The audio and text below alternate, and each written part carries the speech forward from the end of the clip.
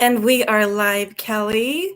We are entering the live stream of Annie's page, and I'm so excited to be here again with another amazing author and coach from the Breath Framework and our latest collaboration, the book Begin with a Breath.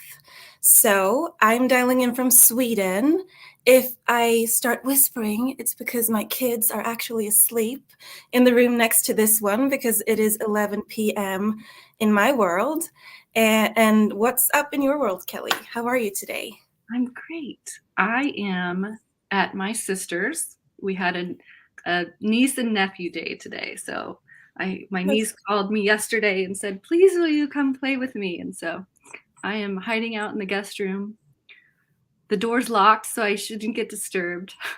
We Oh, we painted we nails and did hair and all of the so things. sweet, So so sweet.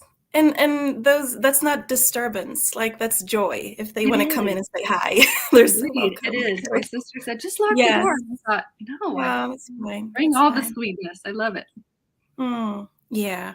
And it's just a shared human experience right now that we work so much from our homes and our kids are just a part of it, right? They're a part of our journey as Yeah. well.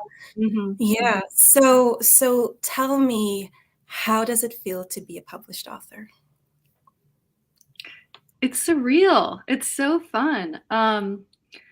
About two and a half years ago, I started hearing that voice, tell your story, tell your story. Hmm. And it's something that was really intimidating to me.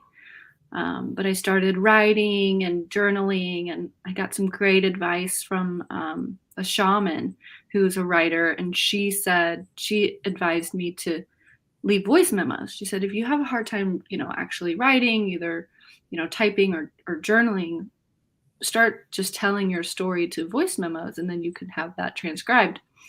And so I've been doing that probably for the past year and a half.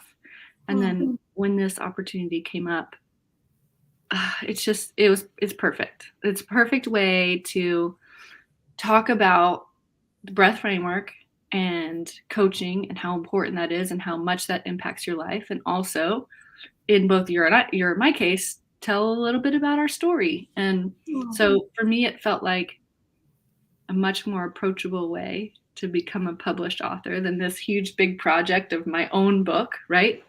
So yeah, it feels great. It feels like Yeah. I've accomplished check something off my bucket list, baby Yeah. steps into the world of being an author.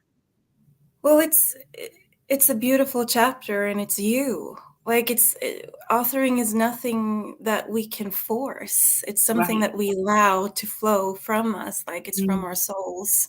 So it's you, and it's perfectly you. And I'm really, really excited to dive into Thank you. your teachings because there are some really, really important teachings in there as well, right?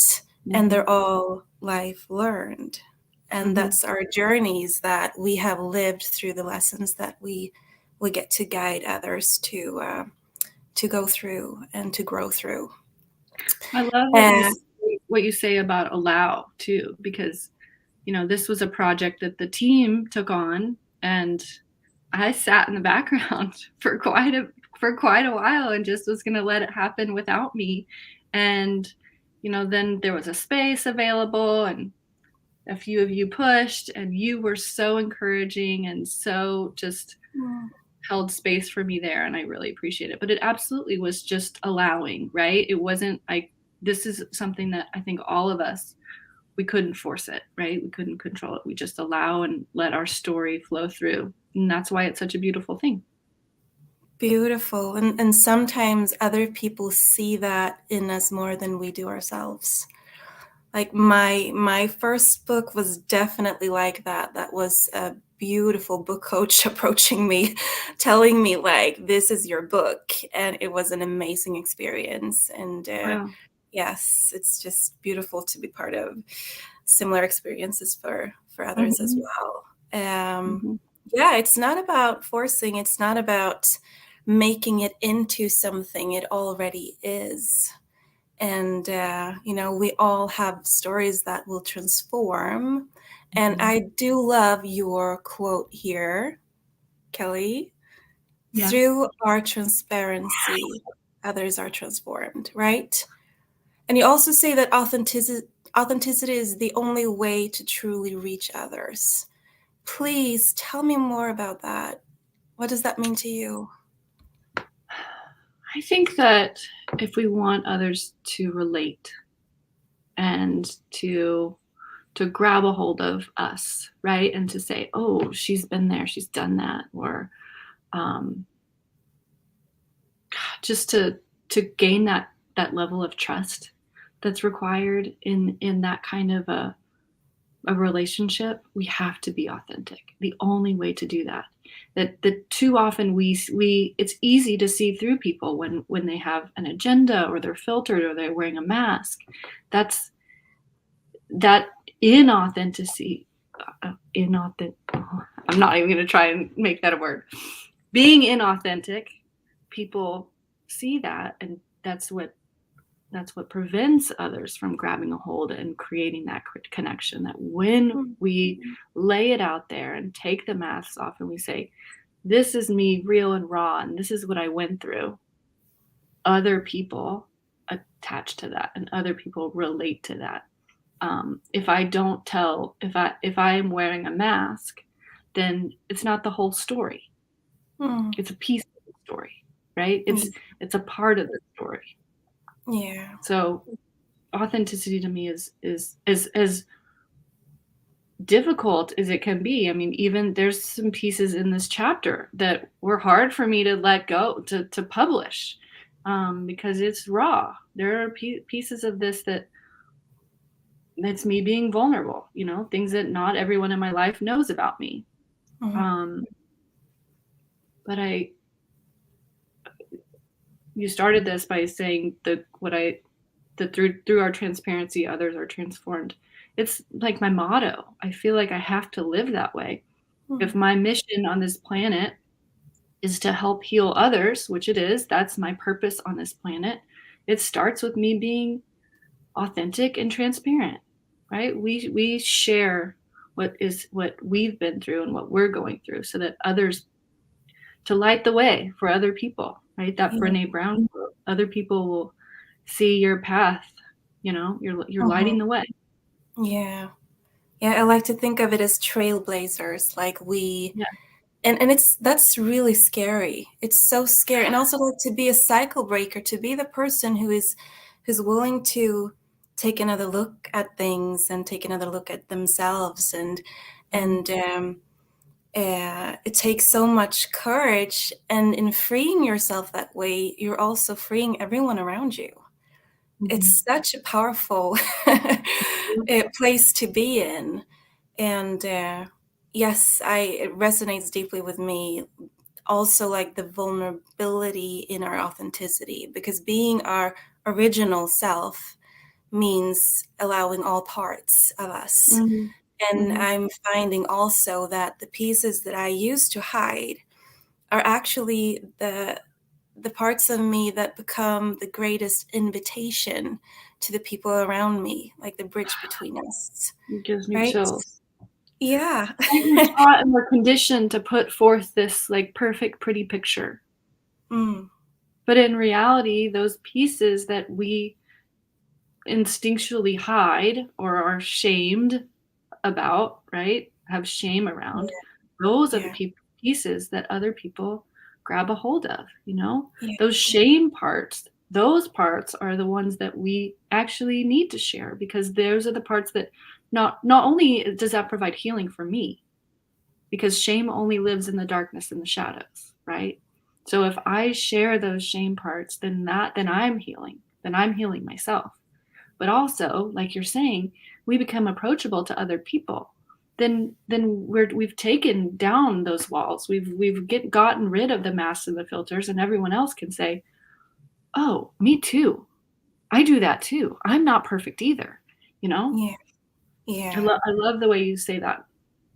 Perfect. I wonder why we even have a word for perfect, because it doesn't exist, right? We're here to experience, and it's a beautiful experience, and it's so much about the journey and the people and the connections that we form along the way that makes it so rich.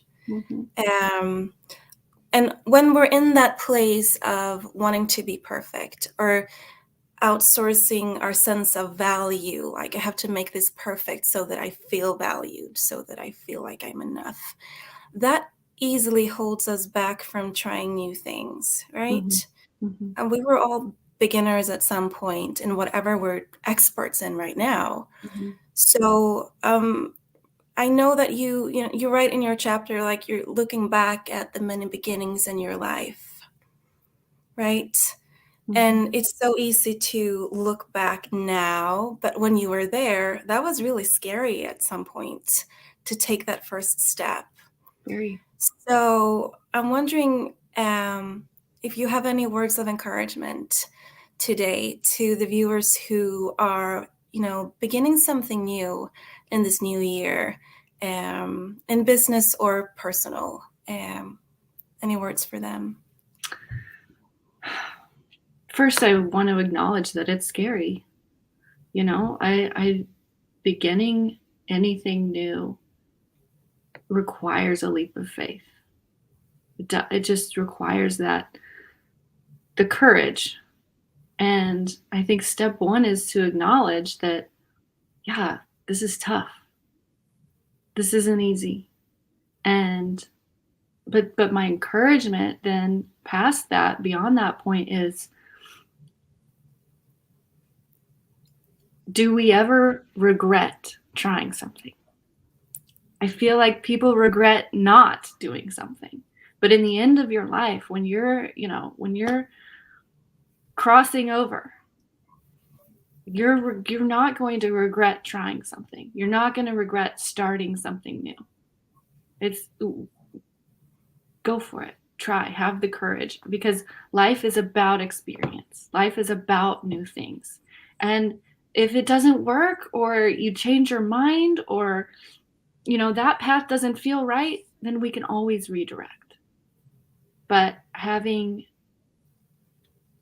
the courage, the adventurous side, of ourselves, and letting that child come out and do new things and try new things, that's life. That's why we're here. That's why we're on this planet.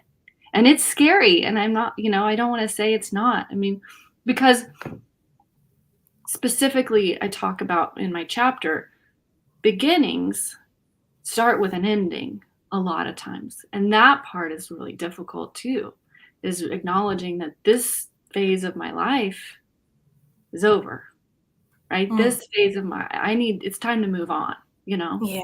And so there's that transition of acknowledging the ending and the beginning of something. And all of that involves courage and a leap of faith. But my word of encouragement, back to your question, is you're not going to regret trying something new. You're not going to regret a new beginning. At the end of our lives, if we have any regrets, I think it would be not doing things. I think it would be when we didn't have the courage to step out and do new things. Beautiful. I love the direction of this conversation, and I love how connected everything is. And I want to share, yesterday I had a amazing conversation, healing session. And the biggest thing that came out of that for me was healing that perfectionism piece. And it's something that, I say this in my chapter, I don't believe we ever come from a healed place. We are constantly evolving and changing. We're always healing. And so that perfectionism piece is something that I'm constantly facing and healing. But yesterday I had this really amazing session around it. And you mentioned this, which is just, I love those moments of confirmation, but that our value is not attached to some idea of perfectionism. You said this just now, and it's word for word what I heard from the shaman yesterday. And I just love those connections. It's magic. And I'm just grateful for it. That confirmation that, perfect isn't a thing. And if we allow some idea of perfectionism to hold us back, if we allow fear to influence our decisions, then we don't grow and we don't move forward. So thank you. Beautiful. Thank you for providing Yeah. the information for me. It's just, Yeah. Oh my goodness. Kelly, I love being in this space with you. And yes, we are more deeply connected than we have realized. mhm, Yeah, it's a beautiful exploration to be part of for sure. Yep. So, yes, what really comes up for me is how you say it's always a process of letting go of what has been. mhm, And we sometimes, when we're at this point of letting something go, we don't really see it that way, mhm, that we're actually creating space for a mhm. new beginning, Yes. for something new.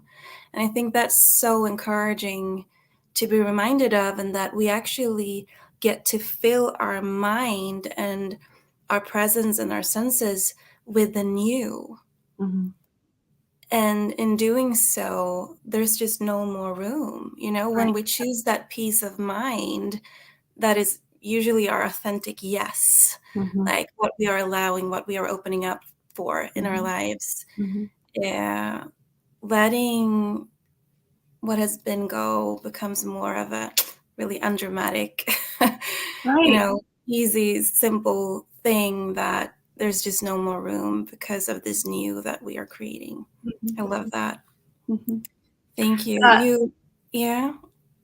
oh, I lost it. Go ahead. I'll remember. We have time. We have Yeah. so much time. Let's get back to whatever you were thinking I of. Like think we you. were I think Mhm. we were so that whole letting go thing, I think that for me, it's a reprogramming, right? I think that we have this idea of life that we get the job and we get the husband and we do this, right? And that this is our path. And that people that come into our life, they're supposed to be in our life forever. Or we're supposed to get that career and that's supposed to be our career forever. That Mhm. it's like conditioning or programming. And once we kind of let go of those ideas that it's supposed to be a certain way, right? That like this is forever. And we recognize that people and careers and things come in and out of our lives. And it doesn't have to be a tragedy when they come out, right? That people are in our lives for a reason, a season, some people a lifetime, but it doesn't have to be this like the end of the world. We Mhm. grow and we change, and that for me really required a reprogramming. And it is a consistent thing of recognizing that not the way I think I grew up believing that life was supposed to be isn't it doesn't have to be that way. And it can be a beautiful thing when people come in and out of your life, just like you said, because when people leave your life, it is simply making space for something else, right? For something better, and that we can still have love for those people and want the best for those people and allow them to take their own path and journey separate from us. Yeah. That's actually my quote, or if I get to quote myself, sometimes Yes. loving people means letting them go. Yes, So yes, and I know that we have some similar experiences there as well. we do. So you share. You mentioned that you were practically groomed to be a people pleaser. Mhm. You feel open to share a bit about what that Yeah, means for you, and yeah.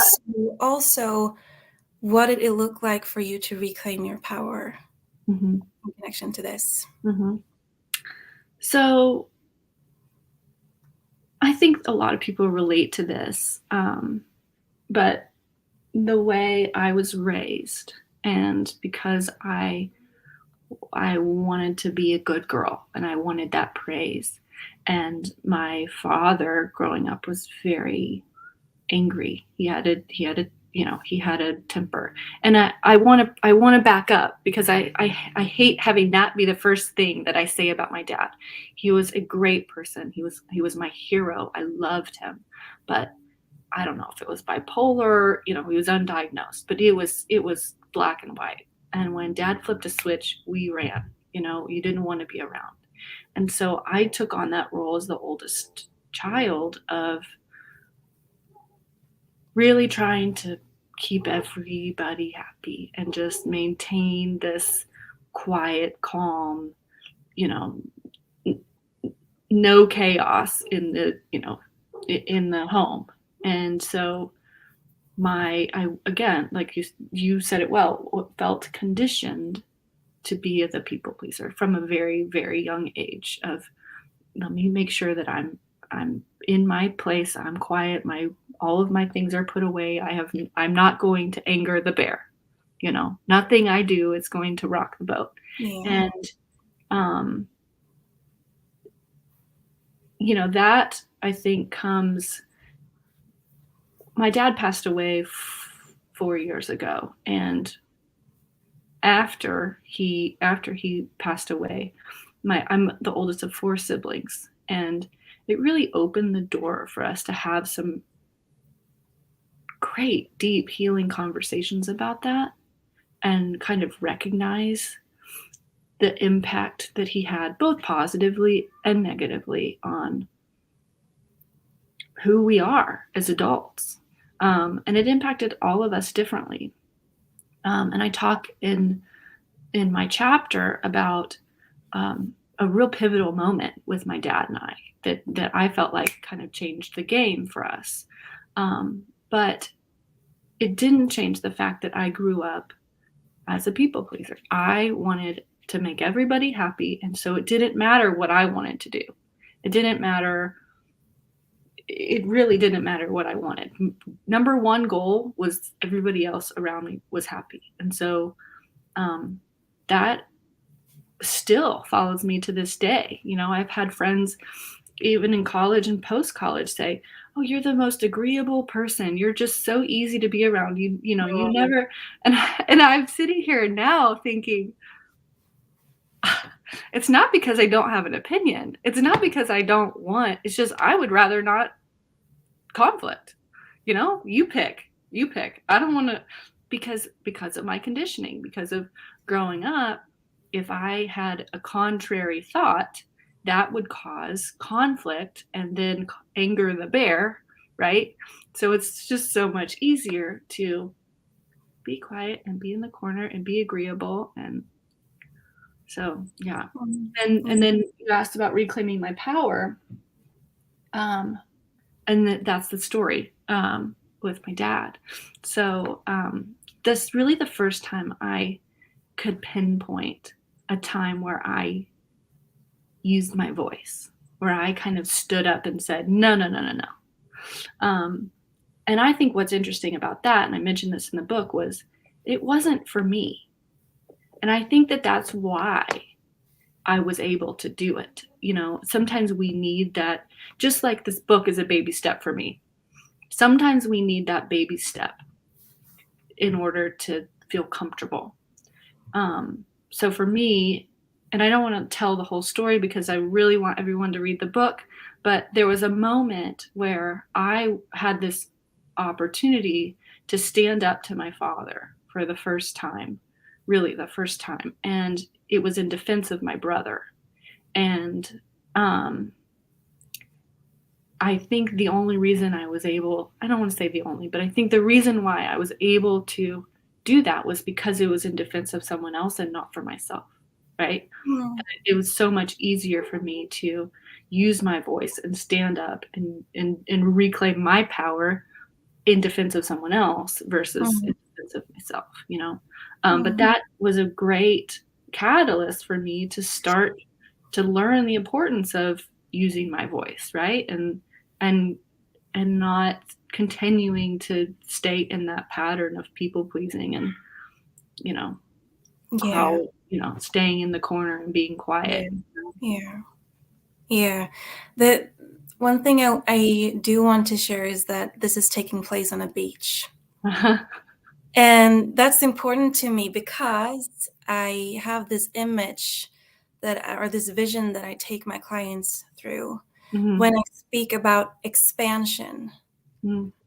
Because what happened is that you connected with yourself and your authentic yes and your authentic no. Mhm. So whenever we find our authentic no, there's a boundary there, Yeah. right? Mhm. And I use this image of us standing on a beach because what happens when we stand on a beach, there's this sense of freedom, like there's Mhm. this space that is ours, Mhm. and no one else can feel that for us. You know, it's our voice, it's our needs, our longings, our passions, our dreams, our visions. And what happens, because I've been in another kind of relationship, but where I gave up my voice. And picture that I had all this space that was just like given to me. It was mine. And I started to drawing those circles like smaller and smaller and smaller. And by the end, I had this itty bitty tiny living space that you say in Aladdin. Yes. Yes, yes. And I love that this took place on a beach because it's like you started to push, you started to expand, you pushed that Mhm. circle wider. And Mhm. after that, it's, you start connecting your fear of, staying true to that authentic no and that boundary, but you're also starting to understand the freedom and the sense of peace that awaits you on the other side. So you just keep expanding. Mhm. Mhm. So, so yeah, it looks like that's resonating. Like, it is, it is. It's so, Yeah. that, and I use the beach a lot also in meditations with clients, and Mm, it's such a great, but I hadn't made that connection. So thank you for making that connection for me. I also love the way you just described your own relationship, in that I think so often we it's so easy to point at others, and to put the responsibility and blame on the other person in a relationship. And in my case, absolutely, it, my dad impacted my being a people pleaser, and I didn't have the tools to recognize that it was me that needed to claim that space, right, mm, and to reclaim that power. And you just now talking about your relationship, and the fact that you made your circle smaller and smaller and smaller, and that you have the power. And I think it's when we recognize our own power in those situations, then we're no longer the victim. And mm. we recognize that I did that out of my own safety. I did that. You did that. There are lots of reasons why you did that. But Yeah. ultimately, we have the power, and we get to Yeah. recognize that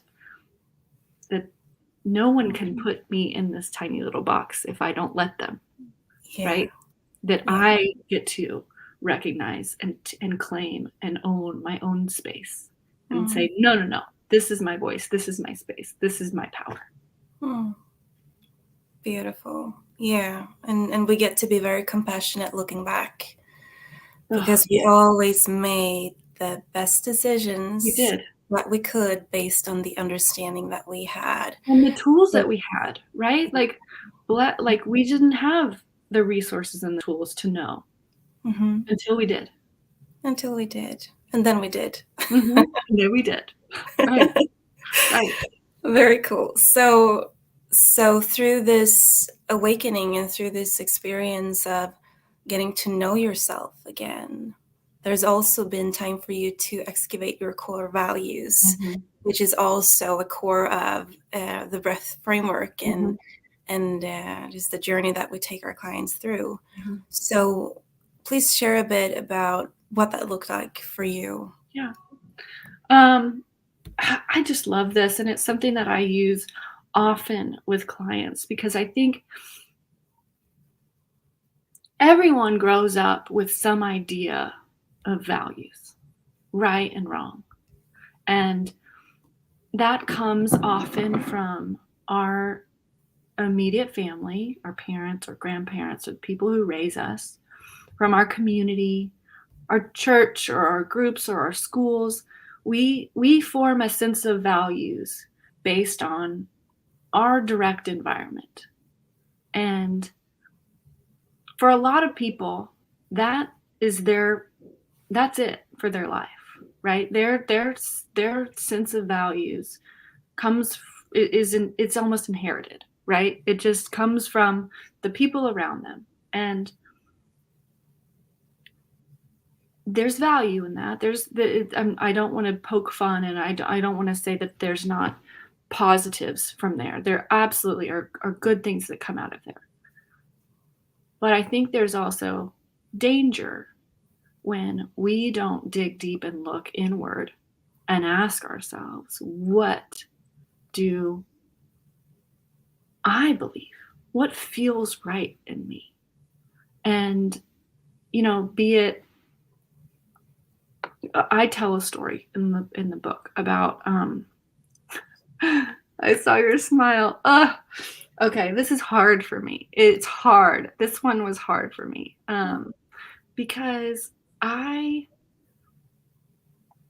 still look back at that moment and wish I had known better. It's not shame. It's not. I have forgiven myself. I think the emotion here is coming from the fact that I may have hurt someone else in this situation. And it 100% came from adopting values and not really considering where I felt and what I believed in. Just adopting those of my parents or church or whatever, right? And so I grew up in a very conservative Christian home in the South. And I mean, it was when I was younger, my parents were very, very protective. We weren't allowed to listen to secular music. We weren't allowed to watch The Simpsons or anything other than, like PBS, so very, very sheltered. And yeah, as I grew older, my values stayed pretty tightly connected to that church. And so specifically in the book, I talk about my views on sexuality. And I was a teacher for 8 years, and I had the privilege, probably the best part of that experience for me was I led a group of high school students in peer mentoring. And we had the first 6 weeks, maybe a little bit longer, to just bond and grow and heal together. And then we would, and it was a class full, so maybe 20 students, high school students, who had all been through something, in their life. But they were viewed as a student who would be able to mentor a younger child going through something. So in this community, there were lots of kids who struggled with, every spectrum of losing a parent, or drug addict parents, or parents not around, or losing a sibling, or they couldn't, they just had zero academic ability, or so a wide range. And so I would take my 20 high schoolers to other campuses, and we would meet with younger kids and mentor them. So we spent the first, month or two prepping these kids and like just giving them the resources to, this is how we do this. But on Fridays, it was our time. It was just me and the 20 kids, and we would just open up, and whatever was going on in our life. I mean, it was like group therapy. It was just the most beautiful thing. And my relationships with those kids was the best part of teaching for me. But I'll fast forward a little bit. At one point, one of the students asked my opinion on gay marriage, I think. And this was years ago. I mean, probably 10, maybe longer, maybe 12 years ago. And I really thought, again, I was still in the South, Christian community, all these kids went to church. I really thought that I knew. Everybody had their opinion, and I thought, I thought I had the answer. I'm 22 years old at this point, so I don't have any answers. I just, maybe 23, I don't know. But I start to answer the question, and I would answer it differently now. I will say that. I would definitely answer it differently now. My answer then was about, I started in on how being gay is a sin. And at that point, that's what I knew. That's all I knew. And thankfully, the student who asked the question stopped me, and we didn't go too far into it. But I recognized pretty quickly afterwards that the reason why he was asking the question was trying to open the door, that there was at least one other student, if not multiple, in the class who identified as gay, and he was trying to open the conversation for us to have a really loving, accepting conversation. And I did not make that happen. So yeah, I mean, it's still, looking back at that, kind of hurts me to think about the fact that I hurt someone. I may have hurt another student, but I can now say and look back at that as how important recognizing and identifying my own values of, in this case, love, what love looks like and what it means, and letting go of ideals that didn't feel right to me. And at the time, I just didn't question it, right? And I think that to me what's really important about your core values is identifying and recognizing where my values come from and what do I really believe. Now love, I would say, is at the top of my list. My chapter is about self-love, right? I teach about love and self-love. I coach about my coaching centers around love and sexuality. I would say at my core, if I had to pick one main core value, it's love. And what that means now for me, there is no room for that conversation. That conversation that I had 18 years ago doesn't exist in my world now. And again, let's have grace for ourselves. I did the best I could with the information I had back then. But I'm thankful that things happened in my life to make me question my values and make me really identify and excavate, we like to use that word, my core values, so that I no longer attach to some preconceived idea of what right and wrong is. That I've really asked myself what I believe and why, where it comes from, yeah. Yeah, thank you for sharing that. I think when we understand our values, we are able to look back and recognize that, that makes sense. There's a reason why I felt so uncomfortable in this relationship or with this company or, in various situations, and also why life was so enjoyable and easy and it felt more like it flowed from me, in other situations. And what I'm hearing and what I'm seeing from you while you're sharing is grief. We get to grieve what we didn't know, and we get to grieve, not just the people that that pass from us, but the, it's whenever there's grief, there is also love. So I think that's what I'm taking from that, just the love that you have for this person. That's what I see. And I wanted to share that with you. Thank you. Yeah, I think that's great. I love that quote about grief too, that grief is love with nowhere to go, right? Yeah. all the love that you have to give and know where to send it. So yeah, thank you for sharing that. Sure. So I love something that you're bringing up, and it's actually fits well right now. Okay. That sometimes we will have this approach to other people or to ourselves where we say like, "What's wrong with you?" Mm, Right?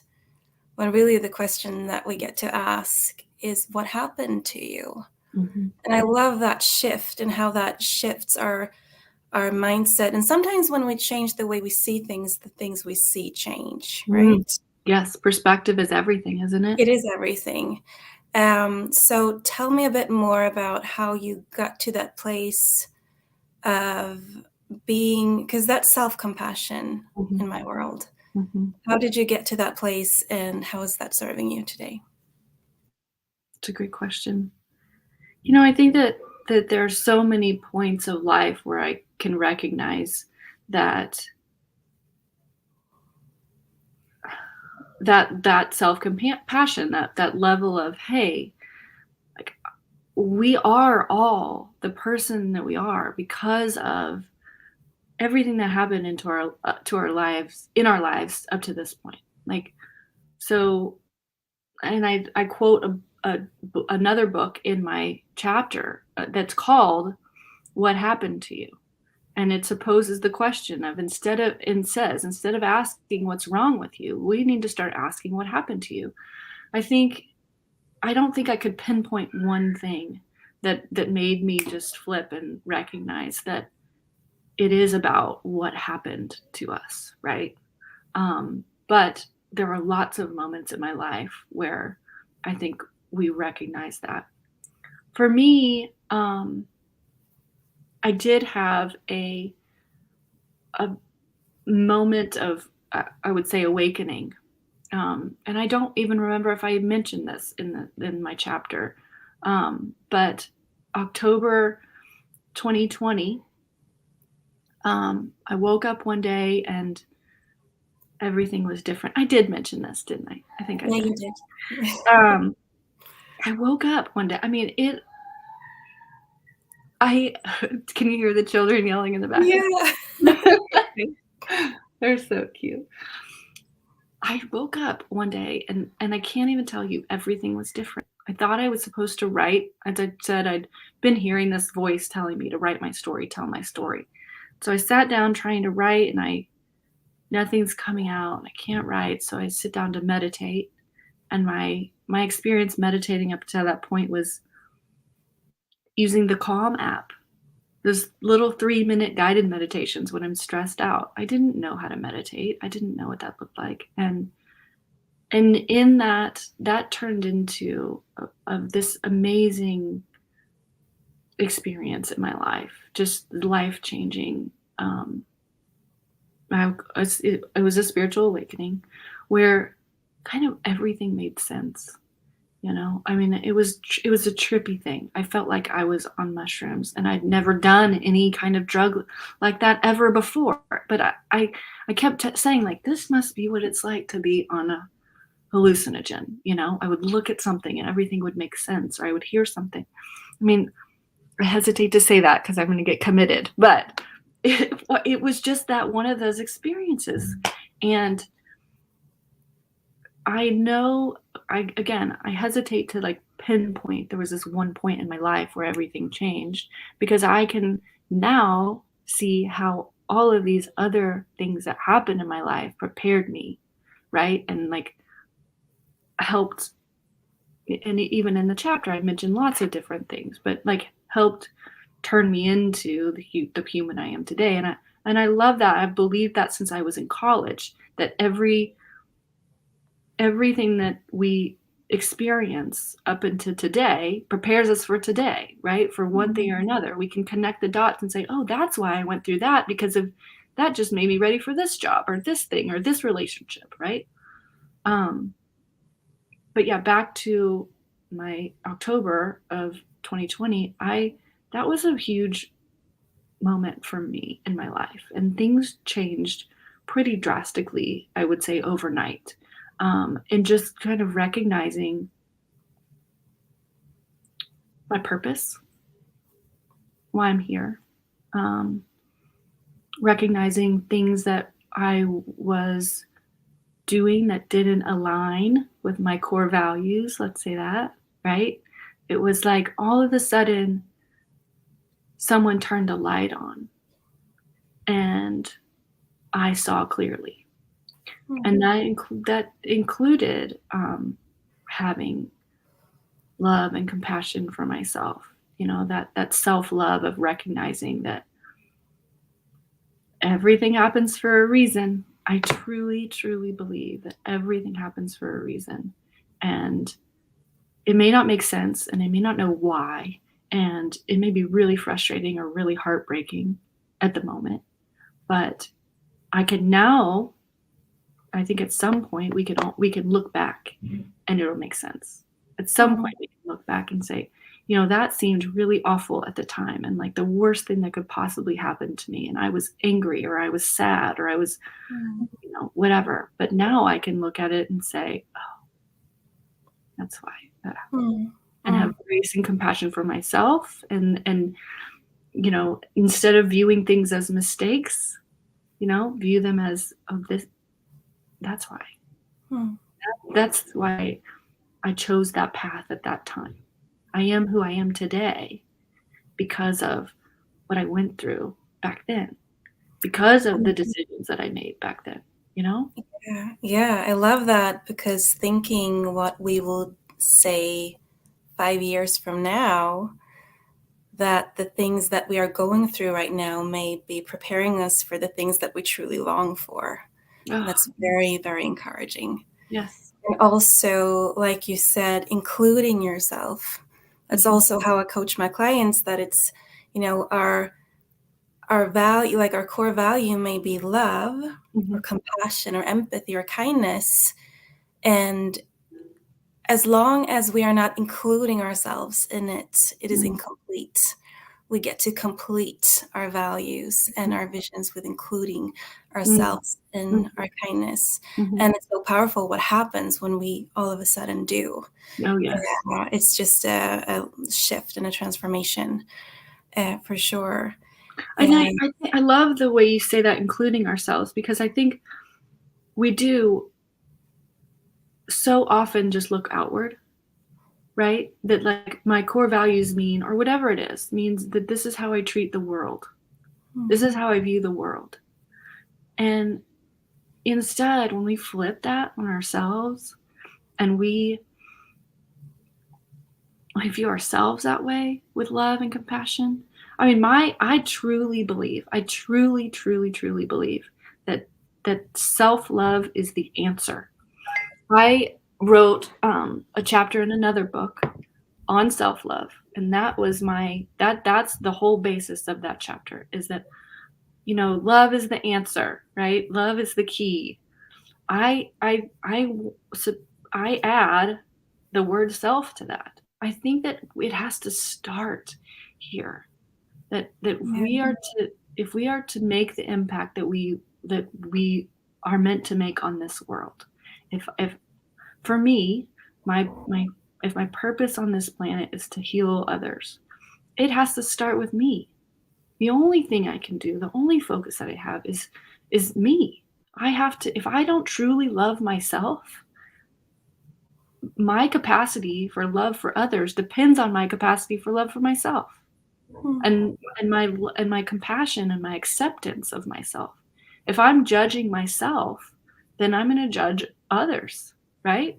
That we have to have that level of love and acceptance and compassion and grace for ourselves, number one.